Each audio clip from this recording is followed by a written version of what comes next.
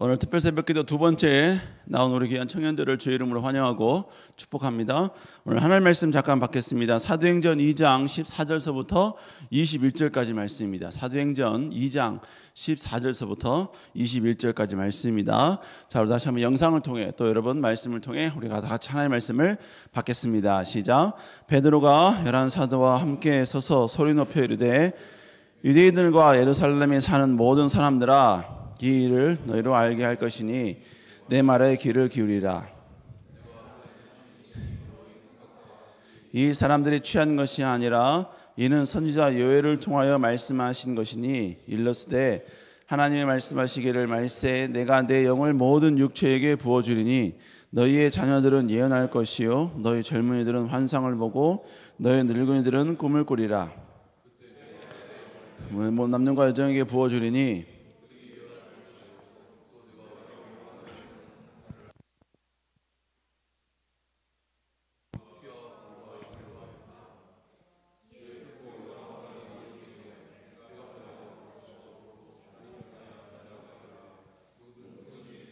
부르는 자는 구원을 받으리라 하셨느니라. 아멘. 자, 오늘 두 번째 Only Jesus Christ 두 번째 말세는 예수 그리스도만으로 극복된다.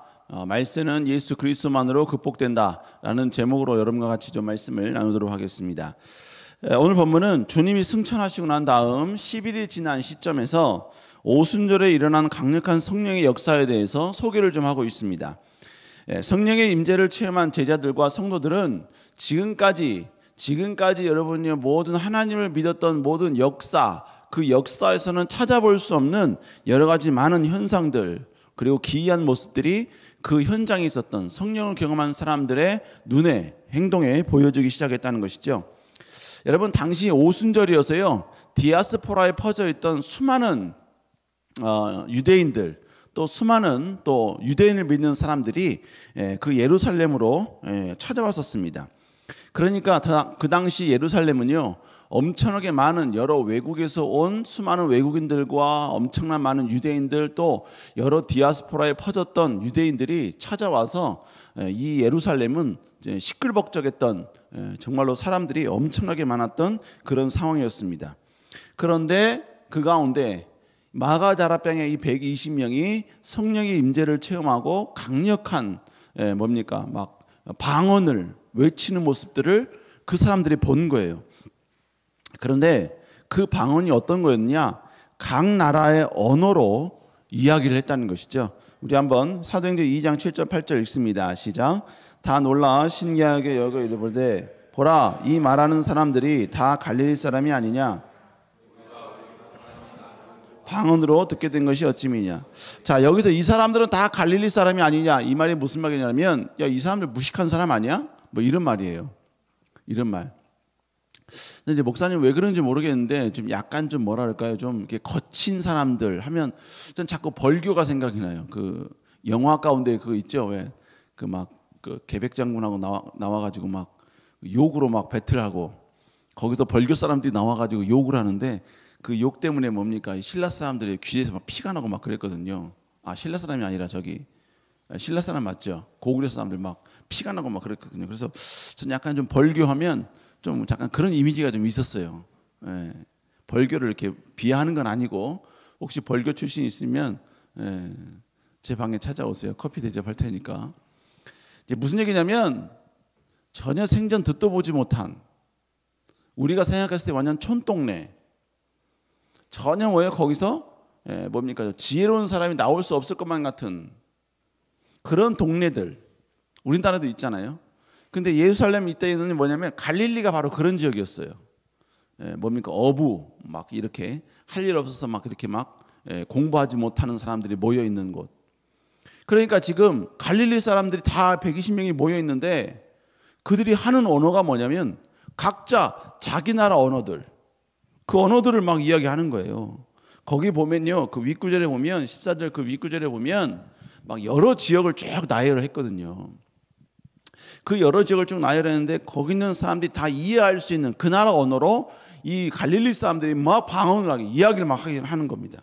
근데 중요한 것은 그냥 그 나라 언어로 이야기했다라는 게 중요한 게 아니고 그들이 했던 내용이 뭐냐가 중요한 거예요. 그 내용이 뭐냐? 자, 2장 11절 읽어볼까요? 시작. 그레데인과 아라비아인들이라 우리가 다 우리의 각 언어로 하나님의 큰 일을 말함을 듣는다 하고. 지금 여러분 수많은 여러 외국에서 온 사람들이 자기 나라 언어로 뭘 듣고 있었냐면 하나님의 큰 일을 듣고 있는 거예요.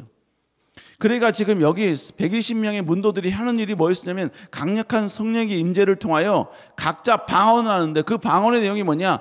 각 사람 언어, 각 여러 지역의 언어로서 하나님의 큰 일을 막 이야기한 거예요. 하나님의 큰 일. 그러니까 여러분 원래 성경에서 말하는 초대교회에서 일어났던 방언은 지금 우리의 방언과는 좀 다릅니다. 그래서 여러분 심지어 이 신학자 가운데 이 방언을 무시하고 방언을 거부하는 신학자도 있습니다. 지금 교회에서 행해지는 그 방언은 그건 방언이 아니다. 방언은 끝났다. 이미 계시가 끝났기 때문에 이미 끝났다. 방언은. 웨스트민스터의 리차드 개핀 같은 경우는 계속해서 그렇게 주장을 합니다. 지금 그러니까 우리 교회에서 행하는 여러 가지 방언들은 그건 진짜 방언이 아니다. 그러나 여러분 저는 그렇게 생각하지 않습니다. 지금 우리가 하는 방언이 다른 사람들이 막 들을 수 있는, 이해할 수 있는 외국의 말, 그 말은 아닐지라도 여기서 표현하는 그런 방언은 아닐지라도 또 다른 하나님의 영적 은사다. 저는 그렇게 이제 보고 있어요. 그러나 초대교회에 일어났던 이러한 방언과 지금의 우리의 방언은 좀 약간 다르다는 것이죠. 언어가 다른 거예요. 여러분 그렇다고 해서 그 당시에 있는 사람들이 외국어를 배웠느냐? 아니요. 외국어를 안 배웠어요. 외국어를 배우지 않았음에도 불구하고 하나님의 강력한 성령의 임재가 임하니까 그들이 그 순간 그들의 언어로 하나님의 뜻을, 하나님의 원대한 계획을 막 선언하기 시작했다는 것이죠. 그러니까 각 지역에서 온 사람들이 이를 보고 놀란 거예요. 그래서 그들끼리 이 놀라운 상황들을 보면서 그들끼리 정리를 한 거예요. 어떻게 정리를 했느냐? 자, 12절 13절 읽어볼까요? 시작. 다 놀라서 당황하여 서로 이르되 이 어찌 된 일이냐 하며. 여러분 지금 온 이 사람들은 전부 다 하나님을 신뢰하는 사람들이에요. 하나님 믿는 사람들입니다. 그러니까 지금 오순절에 예루살렘에 지금 온 거예요. 근데 그들이 하나님의 뜻을 이야기하니까 놀란 거죠. 그런데 이렇게 이야기하는 사람도 있고 또 어떤 이들은 뭐라 말하냐면 저 사람들 지금 새술에 취했다. 술에 취한 거다. 지금 이렇게 그들을 조롱하고 있는 겁니다. 자, 이렇게 여러분이요 수많은 비난을 받고 공격을 받자 베드로가 지금 그들 앞에서 변론을 합니다. 설교를 하기 시작을 하는 거예요.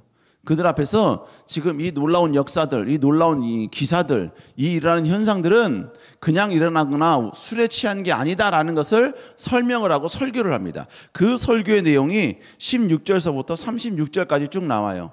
오늘 여러분 나머지 이제 3일 정도 남았는데 3일 동안 이 베드로의 설교가 과연 어디에 집중되어 있는가, 베드로는 무엇을 설교하고 있는가, 이걸 우리가 좀 살펴보려고 합니다. 자, 그러면서 베드로는요 설교를 제일 먼저 이렇게 시작을 해요. 우리 14절 한번 읽어볼까요? 14절 시작. 베드로가 11 사도와 함께 서서 소리 높여 이르되 유대인들과 예루살렘에 사는 모든 사람들아. 먼저 뭐라요? 내 말에 귀를 기울이라 이거예요.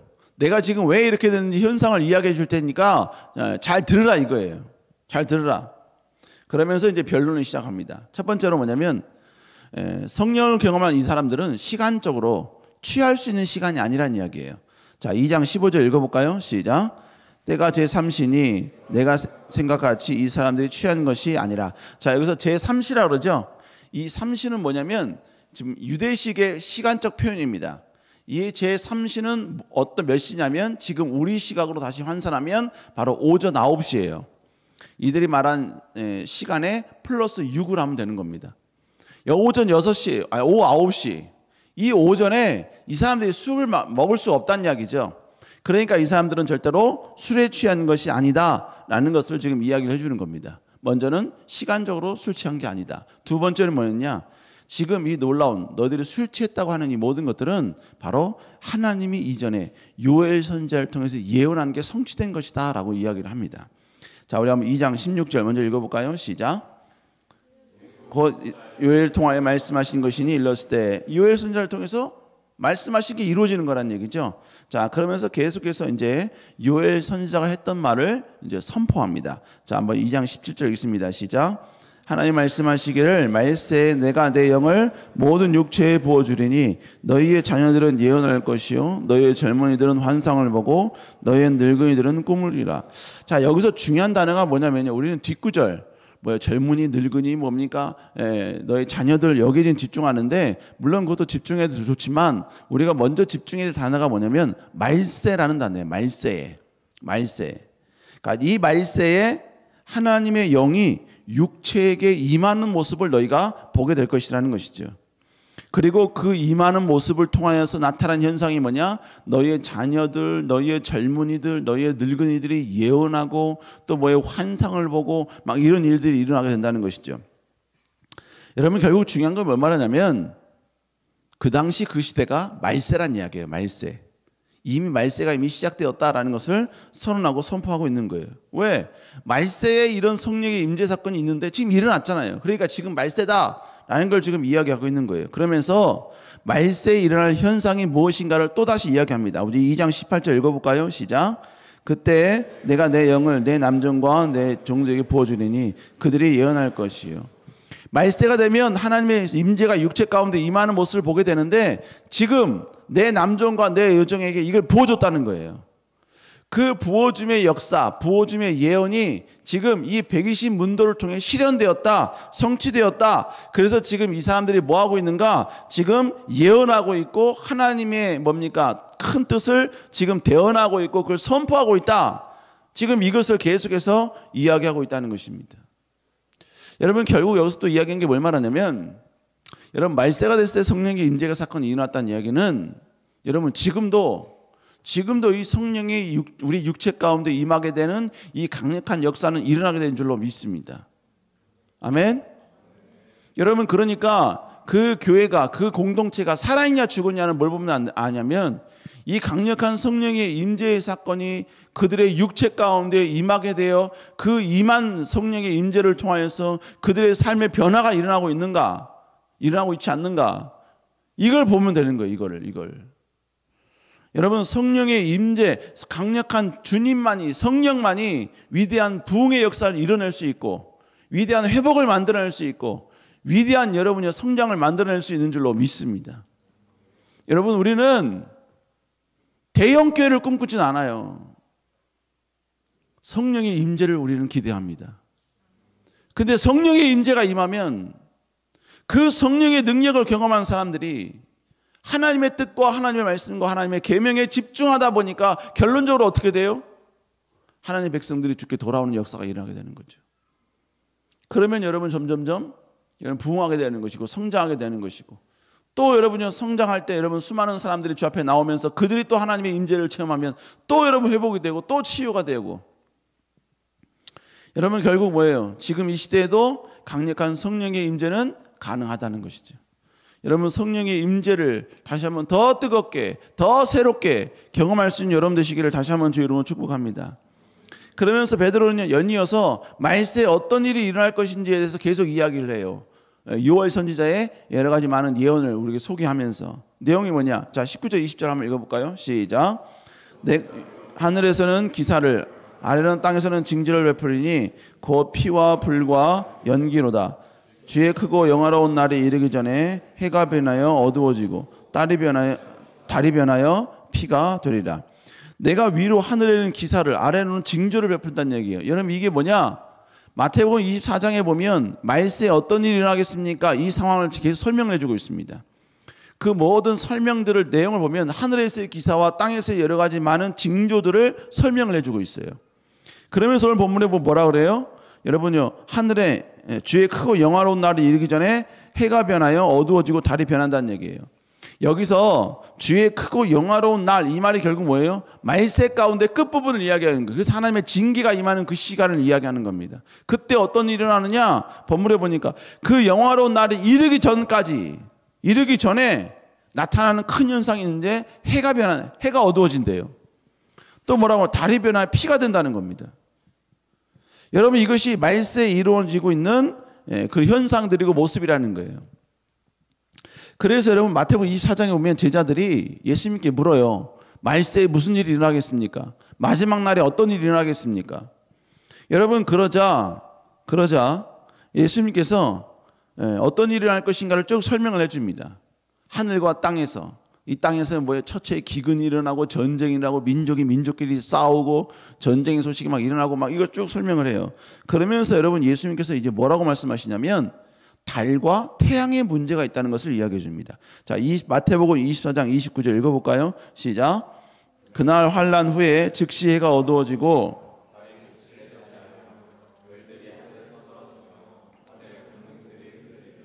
본문에 보니까 뭐예요? 환난이 있는데 그 환난 이후에 즉시 해가 어두워진대요. 그리고 달이 빛을 내지 않는다는 겁니다. 별들이 하늘에서 떨어진대요. 별들이 하늘에서 떨어진다는 얘기 뭘 말하는 겁니까? 바로 우주에 있는 행성들이 막 떨어진다는 얘기죠. 막 뭡니까?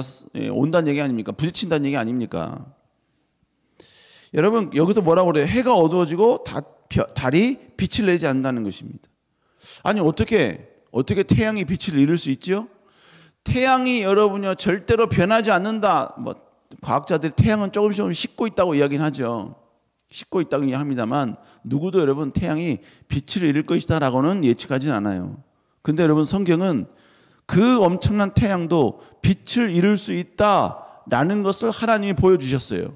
그게 뭡니까? 예수님이 죽으실 때죠. 십자가 달리실 때죠. 자, 우리 누가복음 23장 44절 45절 읽어볼까요? 시작. 때가 제6시쯤 되어 해가 빛을 잃고 온 땅에 어둠이 임하여 제9시까지 본문에 뭐라고 얘기합니까? 해가 빛을 잃었다 그러잖아요. 그래서 어떻게 됐어요? 온 땅에 흑암이 가득했다고 이야기하지 않습니까? 결국 뭡니까? 하나님이 하시면 모든 과학 법칙을 전부 다 초월하여서 이런 현상이 나타난다라는 걸 이야기하고 있는 거예요. 그러니까 계속해서 여러분 성경에서 요엘에서 이야기한 게 뭐예요? 하나님의 날, 여호와의 날, 말세에 하나님의 심판이 있는 그날, 바로 태양이 어두워지고 그리고 달이 핏빛으로 변하고 이러한 현상들이 계속해서 일어나게 될 것이다. 계속해서 지금 이야기를 하고 있는 것입니다. 여러분 그러면 사람들이 두려워할 거 아니에요. 우와, 말세에 그런 일이 일어난다고? 말세에 정작 그런 역사가 나타난다고? 여러분 그들은 두려워할 거 아니에요. 근데 중요한 것은요, 베드로는 이 말세의 상황에서 전혀 두려워할 이유가 없다는 거예요. 그러면서 선언하는 게 뭐냐? 바로 예수 그리스도를 선언하십니다. 자, 사도행전 2장 21절 읽어볼까요? 시작. 구원을 받으리라 하셨는. 본문에 뭐라 그럽니까? 누구든지 주의 이름을 부르는 자들은 구원을 얻겠다는 거예요. 아무리 여러분이요 이 세상에 말세가 와서 종말이 오고 마지막이 오고 우리가 두려워할 수밖에 없는 여러 가지 현상들이 나타날 수 있지만, 그러나 중요한 건 뭐예요? 그러나 오직 예수 그리스도를 부르는 자는 구원을 얻겠다는 것입니다. 이 놀라운 말세의 현장으로부터 제외되고 예외되는 이런 놀라운 축복의 역사, 이건 반드시 일어날 수 있다라는 것입니다. 결국 뭐예요? 지금 여러분 이 술 취하는 이 모든 모습들에 대해서 베드로는 여러분 이건 시간적으로 술 취하지 않았다 뿐만 아니라 뭡니까? 이건 뭐예요? 바로 요엘서가 예언한 그 예언의 성취다. 그런데 지금 이 예언의 성취는 말세에 일어난 현상인데, 말세 맨 마지막에 어떻게 되느냐? 이렇게 참혹하게 된다. 그러나 예수 그리스도를 부르는 자는 구원을 얻게 된다. 여러분 이걸 계속해서 이야기하고 있는 거예요. 여러분 요엘서 2장 32절에서는요 주의 이름이라는 이 단어를 여호와의 이름으로 기록이 되어 있습니다. 요엘서 2장 32절 읽어볼까요? 시작. 여호와의 이름을 부르는 자는 구원을 누구든지 주의 이름을 부르는 자는 구원을 얻으리라. 요엘서 2장 32절 이게 아닌데? 이거 성경이 잘못된 거야. 요엘서 2장 32절에는 뭐라고 나냐면 누구든지 여호와 이름을 부르는 자는 구원을 얻으리라 이렇게 나와요. 요엘서 2장 32절에 보면. 근데 이 여호와 이름이 결국은 뭐였다는 얘기예요? 예수 그리스도였다는 얘기. 예수 그리스도. 그러므로 결국 뭐예요? 예수 그리스도를 부르는 자들이 결국은 구원 얻게 된다라는 것을 지금 이야기하고 있는 것입니다. 여러분 진짜 중요한 게 뭐냐? 성령의 임재 사건은 말세이라는 현상이라는 얘기고, 또 뭐예요? 이 말세에 일어나는 이 현상에 여러분 그 징조가 나타나는데, 이 말세 가운데 유일한 구원자는 누구냐? 예수 그리스도다라는 것이죠. 그러니까 여러분 베드로는 지금 모든 설교를 어디에 집중시키고 있느냐? 예수 그리스도에게 집중시키고 있는 거예요. 예수 그리스도. 부자가 되고 명예를 얻고 축복을 얻는 것이 하나님의 믿는 목적이 아니라 오직 예수 그리스도를 믿는 자는 구원을 얻는다는 이 놀라운 사실, 이 사실을 증거해야 된다는, 증거하고 선포해야 되고, 우리는 여기에 여러분 목표를 걸고 여기에 여러분 집중하는 인생이 돼야지만이 진정한 살아있는 그리스도인이요 살아있는 능력의 소유자라는 것입니다. 그리스도인의 타락은 구원받은 다음에 구원과는 상관없이 축복에만 집중하는 거예요. 축복에만 집중하면서 여러분은 축복을 주셔야 하나님을 인정하고 축복을 주셔야만 하나님을 경배하는, 여러분 이런 모습은 그리스도인의 잘못된 모습이에요. 그리스도인은 구원을 받았으면 그 구원을 받은 구원을 다른 누군가에게 전달을 내고 선포해야 돼요. 그리고 여러분 그 선포하는데 반드시 여러분요 복음 선포하는데 반드시 여러분 여러 가지 많은 물질들이 필요합니다. 안 그런가요? 명예가 필요해요. 명예가 필요합니다. 여러분 단편적으로 여러분요 뭐 네이버, 목사님은 네이버 못 들어가요. 왜? 들어가자마자 초반에 걸려요. 네이버는 전부 다 뭡니까? 여기 삐삐 누르고 들어가잖아요. 그래서 삐삐 안 하면 여러분 전부 다 중간에 끊겨요. 들어갈 수가 없어. 목사는 여러분 네이버를 못 들어가요. 목사는 KT를 못 들어갑니다. 목사는 여러분 다니고 있는 회사에 못 들어가요. 그러나 여러분들이 목사님을 들어오게 할 수 있는 위치에 갈 수 있죠. 그래서 결국 거기서 예배를 만들고 거기서 하나님을 찬양하게 만들고 또 여러분이 수많은 믿지 않는 자들에게 또 여러분의 모습을 통해서 예수 그리스도를 충분히 전할 수 있죠. 그렇죠? 그래서 명예가 필요한 거예요. 우리 여러분 날씨파는 청년들 보면 알죠? 날씨팔 때 여러분 빵 몇 조각이 사탕, 젤리 들어있는 거 그거 주는 것과 닭가슴살 그냥 주는 것과는 완전 차원이 다르잖아요. 그렇죠?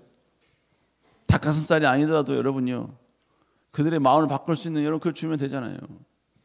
여러분 선교지 가보면요 캄보디아 이런 데 가보면 시골 같은 데 가보면 얘네들이 신발이 없어요. 신발이 없어 맨발로 다녀.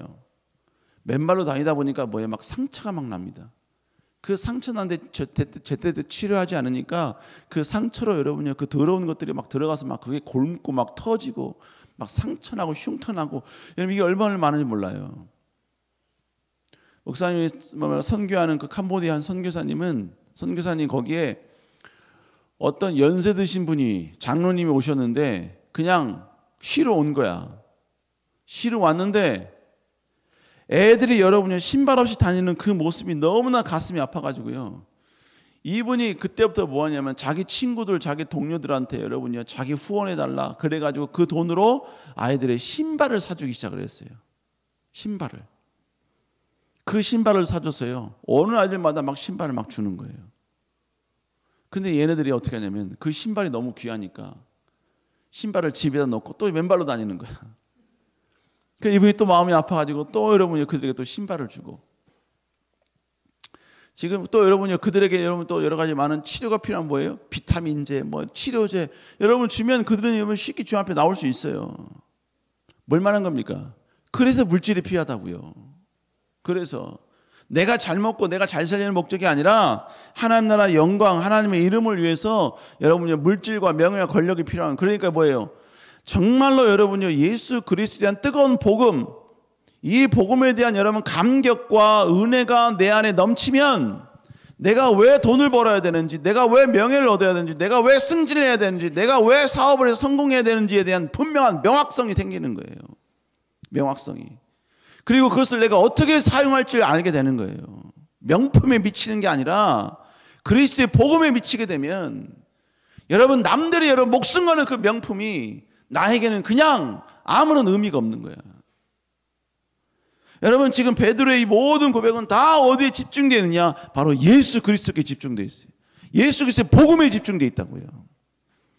여러분 우리도 복음에 집중된 인생이 되어야 될 줄로 믿습니다. 우리 모든 비전과 모든 인생의 목표가 어떤 자리, 어떤 여러분 명예, 어떤 여러분 통장에 꽂히는 액수, 그게 아니야, 그게 아니야. 나는 가끔 유튜브 보면요, 뭡니까? 결혼하려면 배우자가 얼마를 벌었으면 좋겠습니까? 그러면 얼마를 벌었으면 좋겠습니다. 나는 그걸 물어보는 사람하고 그걸 대답하는 사람하고의 이 가치관이 조금, 야, 참, 제발 이 가운데 크리스찬 좀 없었으면 좋겠다. 여러분, 결혼도 여러분 돈 갖고 하는 게 아니죠. 좀 가난하게 시작하면 어떻습니까? 없이 시작하면 어때요?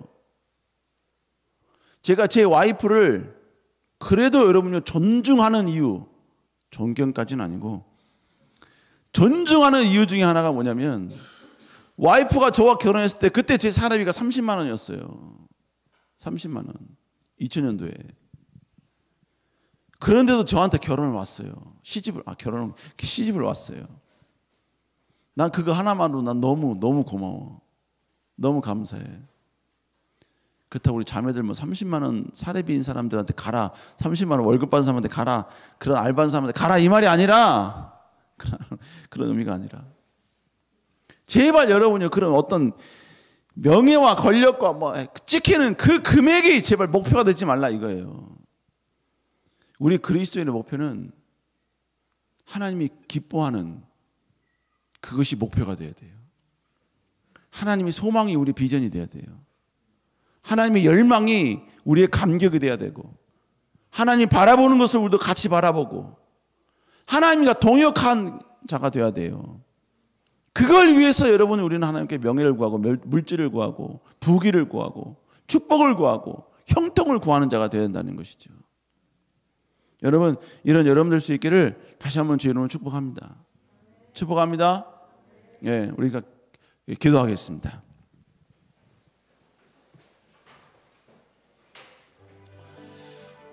여러분, 말세는 반드시 오게 됩니다. 반드시 오게 돼요. 아마 여러분요, 태양이 빛을 잃고 달이 여러분의 핏빛으로 변했을 때 대부분의 과학자들과 하나님을, 예수님을 믿지 않는 수많은 사람들은요, 제2의 태양을 만든다느니 이거는 뭐예요? 과학적으로 이렇게 됐다느니 계속해서 여러분 그렇게 하나님의 마지막 예언의 성취에 대해서 거부하고 저항할 겁니다. 그러다가 여러분 전혀 생각지도 못하는 가운데 말세를 경험하게 되는 것이죠. 여러분, 그러나 하나님은 이미 우리에게 예수 그리스도를 선물해 주셨습니다. 예수 그리스도를 우리에게 선사해 주셨어요. 그리고 그 예수 그리스도 때문에 꿈을 품게 만드셨고, 가야 될 방향성과 왜 살아야 되는지에 대한 이유를 우리에게 가르쳐 주셨습니다. 주님, 다시 한번 우리가 온 마음과 온 뜻을 다하여 예수 그리스도의 복음을 외치고 증거하는 저희들 되게 하여 주시옵소서. 복음을 부끄러워하지 않게 하여 주시옵소서. 돌아오는 위드 페스티벌 가운데 하나님의 은혜를 부어주시고 수많은 영혼들이 주 앞에 나오는 역사가 있게 하여 주시옵소서. 여호와여 아버지, 다시 한번 아버지 말세에 베드로의 고백이 예수 그리스도께 집중됐다는 사실을 기억하게 하여 주시며, 우린 절대로 이 복음을 아버지여 멈추지 않게 하여 주시옵소서. 우리 예비된 영혼들 그들을 주 앞으로 인도하여 주시옵소서. 우리 이 시간 주여 외치고 간절히 기도합니다. 주여, 주여.